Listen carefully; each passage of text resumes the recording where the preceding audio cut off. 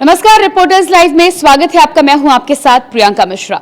हमारे इस खास कार्यक्रम में दिन भर की हर छोटी बड़ी खबर पर हमारे संवाददाता ग्राउंड जीरो पर उतरते हैं, खबरों की पड़ताल करते हैं और उसके बाद वो खबरें आप तक पहुंचाते हैं। तो चलिए हमारे रिपोर्टर्स लाइव कार्यक्रम की शुरुआत करेंगे और सबसे पहले बात करेंगे दिल्ली की। दिल्ली हाईकोर्ट में सीएम अरविंद केजरीवाल के केस में जुरह के बाद फैसला सुरक्षित कर लिया है। इस खबर पर ज्यादा जानकारी दे रहे हैं संवाददाता अजय चौहान। अरविंद केजरीवाल की सुनवाई को लेकर के आज सुप्रीम कोर्ट में बहस जारी थी। बता दें कि दोनों पक्षों ने अपनी अपनी दलील रखी। वहीं सुप्रीम कोर्ट के जजों ने कहा कि अरविंद केजरीवाल की जमानत को लेकर के क्या क्या सबूत मांगे गए थे वो सीधा सिंघवी ने भी और सीबीआई ने भी दोनों ने रखा। लेकिन जिस तरह से सीबीआई और ईडी के वकीलों ने सबूत रखे तो अरविंद केजरीवाल के खिलाफ काफ़ी सबूत थे। लेकिन वहीं सिंघवी ने कहा कि अरविंद केजरीवाल को जानबूझकर फंसाया जा रहा है, क्योंकि अरविंद केजरीवाल को पिछली बार ही 3 दिन पहले जमानत मिली थी, लेकिन उसके बीच में सीबीआई ने अपना पक्ष रख दिया और अरविंद केजरीवाल को तिहाड़ जेल के अंदर बंद कर दिया गया। लेकिन आखिरकार अरविंद केजरीवाल की जमानत क्यों नहीं हो पा रही है, ये सबसे बड़ा सवाल है। क्योंकि लगातार जिस तरह से सीबीआई ने कहा और ईडी ने भी कहा कि अरविंद केजरीवाल इन दोनों में इन्वॉल्व हैं, यानी कि शराब नीति को लेकर के, मनी लॉन्ड्रिंग में लेकर के दोनों में इन्वॉल्व, और जो कि संरक्षक भी हैं पार्टी के, आम आदमी पार्टी के ऊपर भी इन बिलमें और संरक्षक को भी एक मोहरा बनाया गया है। आखिरकार अरविंद केजरीवाल की मुश्किलें कब सुरक्षित है, लगातार कहीं न कहीं और बड़े आरोप लगा जा रहे हैं। अब देख रहा है कि अरविंद केजरीवाल की जो सुनवाई थी वो सुरक्षित रख ली गई है और 5 से 7 जब इस तरह से पूरी वो सुनवाई होगी और लिखने पड़ने में जो समय लगेगा, उसके बाद क्या होता है कि अरविंद केजरीवाल को जमानत मिलती है या फिर आगे और उनको तिहाड़ जेल में ही रहना पड़ेगा। दिल्ली से अजय चौहान, इंडिया वॉइस। उत्तर प्रदेश के डिप्टी सीएम केशव प्रसाद मौर्य ने अखिलेश यादव के बयान पर पलटवार किया है। क्या है पूरा मामला, बता रहे हैं संवाददाता कृष्णा मिश्रा। उत्तर प्रदेश में केशव प्रसाद मौर्य के बयान के बाद ये कयास लगाया जा रहा था कि भारतीय जनता पार्टी और केशव प्रसाद मौर्य के बीच जो है फूट की स्थिति बनी हुई है। उसी को देखते हुए समाजवादी पार्टी के मुखिया अखिलेश यादव ने भारतीय जनता पार्टी को घेरने का काम किया था। तो वहीं पर अब उत्तर प्रदेश के उप मुख्यमंत्री केशव प्रसाद मौर्य ने समाजवादी पार्टी के नेता अखिलेश यादव पर करारा जो है पलटवार करते हुए जवाब दिया है कि भारतीय जनता पार्टी प्रदेश और देश में दोनों जो है सरकार में भी मजबूत है और संगठन में भी मजबूत है और भारतीय जनता पार्टी के सामने अब समाजवादी पार्टी की वापसी नहीं होने वाली है। भारतीय जनता पार्टी 2017 के मुकाबले 2027 के भी विधानसभा चुनाव में पूर्ण बहुमत के साथ सरकार बनाएगी और डबल इंजन की सरकार देश और प्रदेश का विकास करने का काम करेगी। तो लगातार ये कयास लगाया जा रहा था कि उत्तर प्रदेश के उप मुख्यमंत्री जो है केशव प्रसाद मौर्य और उनके सरकार के बीच कुछ अनबन चल रही है, लेकिन जो जिस तरीके से केशव प्रसाद मौर्य ने पलटवार किया है उसके बाद राजनीतिक गलियारों में चर्चा का विषय बना हुआ है। कैमरा पर्सन राहुल पाठक के साथ Krishna Mohan Mishra, India voice TV, Lucknow. बात करेंगे अगली खबर को लेकर। दिल्ली में बन रहे केदारनाथ धाम को लेकर सियासी मामला थमने का नाम नहीं ले रहा। खबर पर ज्यादा जानकारी दे रहे हैं संवाददाता अभय कैथुरा।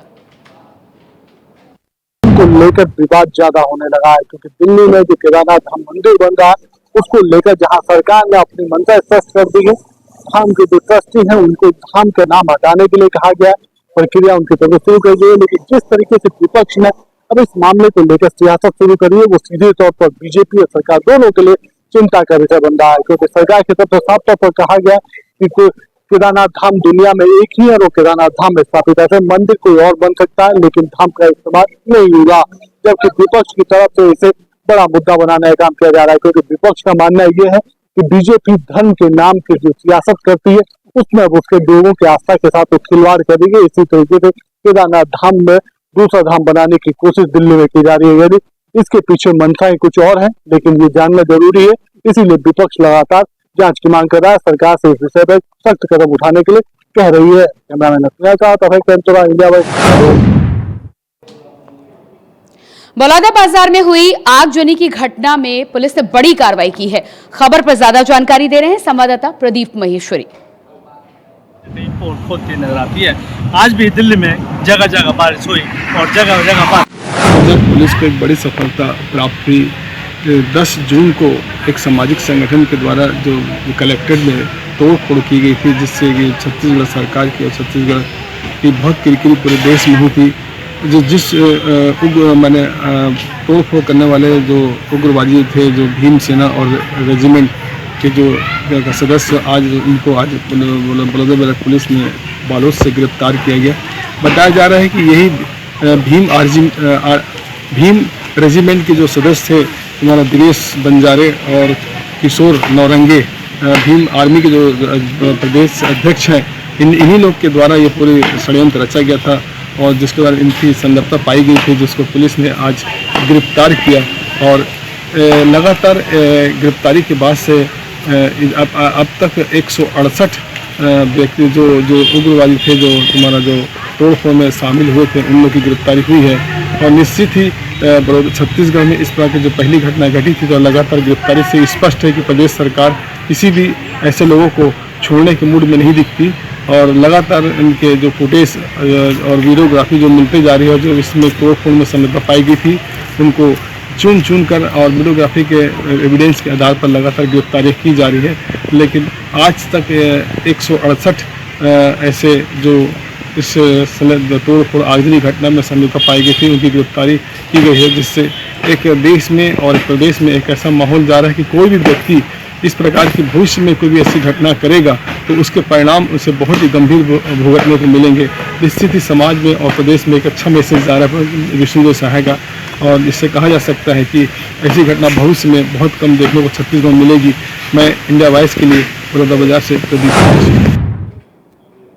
मॉनसून के सीजन में सरकारों के द्वारा दावे तो बड़े बड़े किए जाते हैं, पर राजधानी दिल्ली में कुछ ही देर की बारिश दिल्ली को डुबोने के लिए काफी है।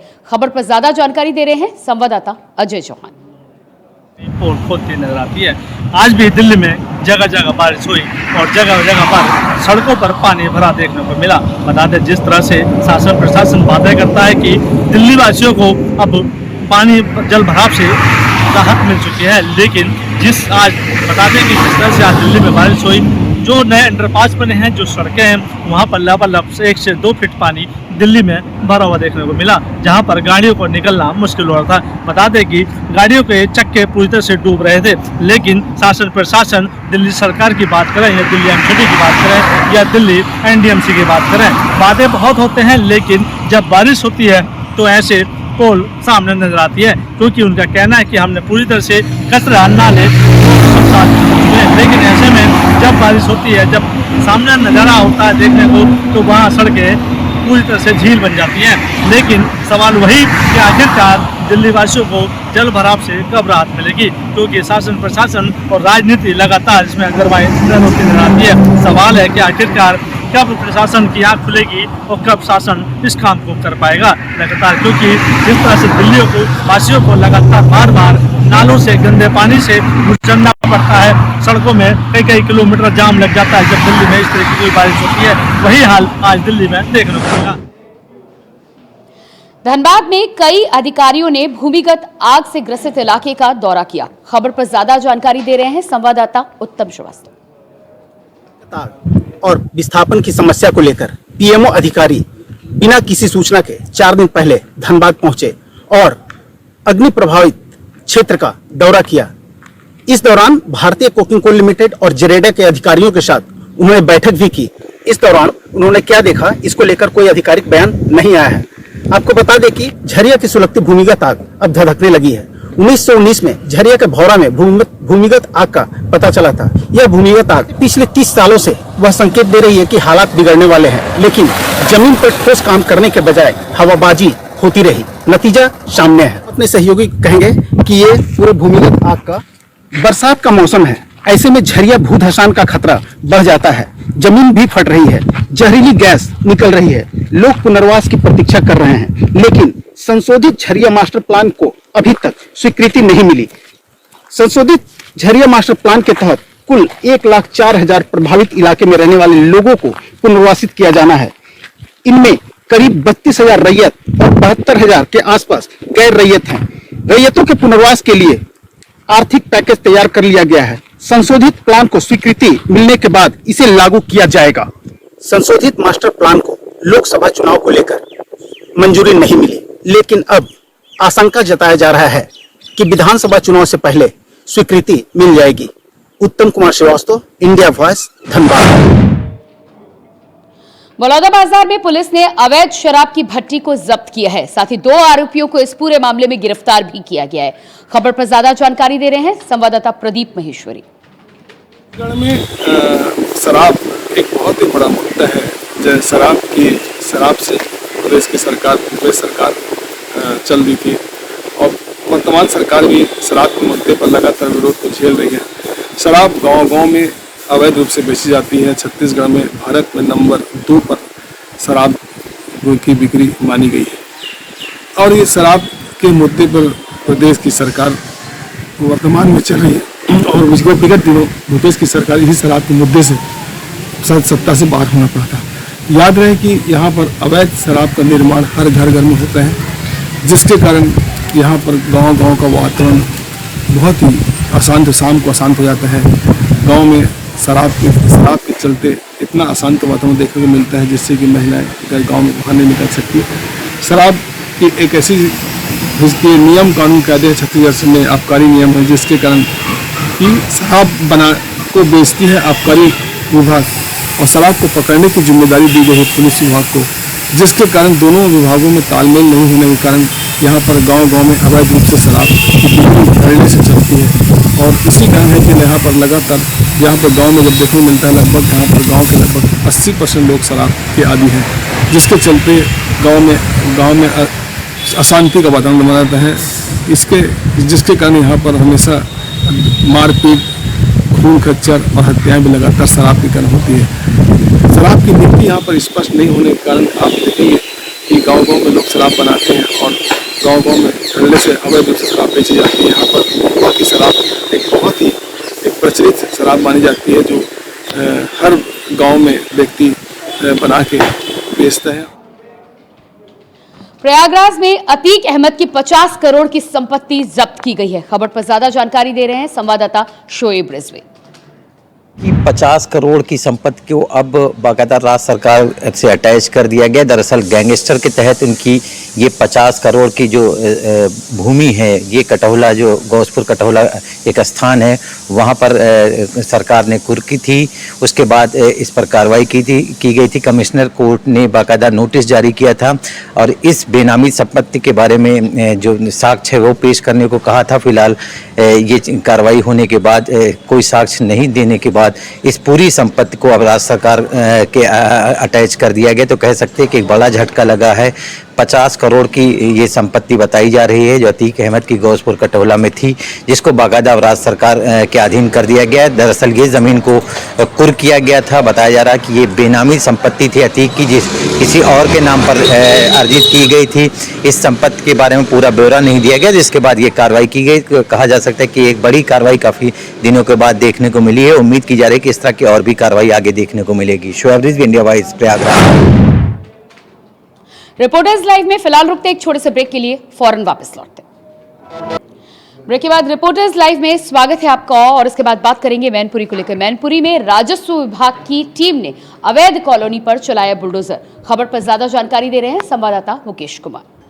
मैनपुरी में अवैध प्लॉटिंग और कब्जेदारों के विरुद्ध गरजा योगी का बुलडोजर। मैनपुरी के महमूद नगर क्षेत्रफल में अवैध रूप से प्लॉटिंग की जा रही थी, जिस पर सदर एसडीएम अभिषेक सिंह अपनी राजस्व टीम लेकर पहुंच गए और बुलडोजर से जो प्लॉटिंग अवैध रूप से की जा रही थी राजा के ताल के आसपास, उसको ध्वस्त करने का काम किया गया। बुलडोजर जैसे ही गरजना शुरू हुआ तो वहीं जो भूमाफिया हैं और जो अवैध रूप से निर्माण कार्य कर रहे थे वहां से भागते नजर आए हैं। फिलहाल पुलिस की मौजूदगी में बुलडोजर को चलाया गया है और लोगों को चेतावनी दी गई है कि दोबारा से निर्माण कार्य न करें। अगर ऐसा करने पर दोबारा निर्माण कार्य करते पाए गए तो उनके विरुद्ध कठोर कार्रवाई की जाएगी। तो वहीं अपर जिलाधिकारी रामजी मिश्र ने जानकारी देते हुए बताया कि अवैध कॉलोनी का निर्माण हो रहा था, जिसकी शिकायत जिलाधिकारी से की गई थी। उनके आदेशानुसार ही राजस्व टीम को मौके पर भेजा गया और उसके बाद बुलडोजर चलाते हुए सभी अवैध निर्माणों को ध्वस्त किया गया है। पुलिस ने कार्रवाई करते हुए चेतावनी भी दी है कि अगर कोई अवैध रूप से निर्माण किया या किसी ने प्लॉटिंग यहां बेची तो ऐसे लोगों के विरुद्ध कार्रवाई करने की आदेश जारी कर दिए गए हैं। फिलहाल देखना है कि और शहर में जो अवैध प्लॉटिंग या अवैध निर्माण हो रहे हैं उन पर प्रशासन की नजर कब तक पड़ती है। जब तक फिलहाल जो आला अधिकारी हैं, एडीएम हैं, उन्होंने पूर्ण रूप से स्पष्ट किया है कि जो भी अवैध रूप से निर्माण हो रहे हैं या करने की फिराक में लोग हैं उनको चेतावनी दे दी गई है और उनको सचेत भी कर दिया गया है। कि ऐसा बिल्कुल भी ना करें, क्योंकि बुलडोजर जब चलेगा तो सब कुछ ध्वस्त कर देगा। मैनपुरी से इंडिया वॉइस के लिए मुकेश कुमार। यूपी में उपचुनाव को लेकर बीजेपी की कसरत शुरू हो चुकी है। इसी कड़ी में मुख्यमंत्री योगी आदित्यनाथ ने अपने मंत्रियों को दिशा निर्देश दिए। क्या दिशा निर्देश दिए, क्या है पूरी खबर, बता रहे हैं संवाददाता चंदन वर्मा। लोकसभा चुनाव में जिस तरह से भारतीय जनता पार्टी को करारी हार मिली थी, उसके बाद उत्तर प्रदेश की 10 सीटों पर उपचुनाव होना है, जिसको लेकर योगी आदित्यनाथ ने अपने 5 कालिदास आवास पर एक बड़ी बैठक बुलाई, जिसमें तमाम मंत्री शामिल हुए, जिनको साफ तौर पे दिशा निर्देश योगी आदित्यनाथ का है कि क्षेत्र में उनका प्रवास रहेगा, वो जाएंगे, जनता से रूबरू होंगे, साथ ही साथ जो सरकार की नीतियां हैं उन नीतियों को भी जनता के बीच में रखेंगे। हालांकि जिस तरह से 10 सीटों पर चुनाव होना है, उसको लेकर योगी आदित्यनाथ ने कमान संभाल ली है और साफ तौर पे और सख्त आदेश है कि किसी भी तरह की लापरवाही व हीला हवाली ना देखने को मिले। कैमरा पर्सन राहुल के साथ में चंदन वर्मा, इंडिया वॉइस, लखनऊ। उपचुनाव की तैयारियों के बीच सपा प्रमुख अखिलेश यादव ने प्रेस कॉन्फ्रेंस कर बीजेपी पर निशाना साधा है, कड़े प्रहार किए हैं। खबर पर ज्यादा जानकारी दे रहे हैं संवाददाता मोहम्मद आसिफ। अखिलेश यादव ने होने वाले उपचुनाव को लेकर पार्टी कार्यकर्ताओं के साथ मंथन किया और साथ ही साथ बीजेपी सरकार पर बड़ा हमला बोला। बैठक के बाद सपा प्रमुख अखिलेश यादव ने प्रेस कॉन्फ्रेंस किया और कहा कि बीजेपी सरकार पूरी तरह से कमजोर हो गई है। यही वजह है कि सरकार ने शिक्षक अटेंडेंस और पंतनगर में बुलडोजर के ध्वस्तीकरण पर रोक लगाई है।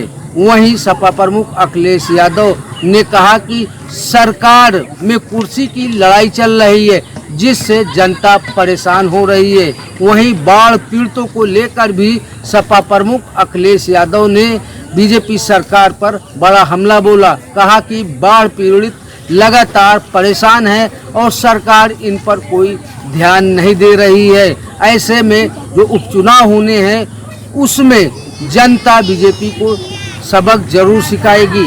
वहीं सपा प्रमुख अखिलेश यादव ने महंगाई और अन्य मुद्दों पर भी बीजेपी सरकार को घेरने की कोशिश किया। फिलहाल जिस तरह से लोकसभा चुनाव के बाद समाजवादी पार्टी का जोश हाई है और लगातार बीजेपी को सपा प्रमुख अखिलेश यादव घेरते नजर आ रहे हैं, ऐसे में जिस तरह से सपा प्रमुख अखिलेश यादव ने विधानसभा के उपचुनाव में 10 सीटों पर पूरी तरह से जीत का दावा किया है और साथ ही साथ बीजेपी की हार का भी बड़ा बयान दे डाला है। ऐसे में आने वाले चुनाव में तस्वीर क्या रहती है यह समय बताएगा। फिलहाल आज बीजेपी छोड़कर कई नेताओं ने समाजवादी पार्टी की सदस्यता भी लिया, जिस पर अखिलेश यादव ने यह भी तर्ज कसा कि बीजेपी लगातार टूट रही है और समाजवादी पार्टी और पीडीए का कुनबा लगातार बढ़ता ही जा रहा है।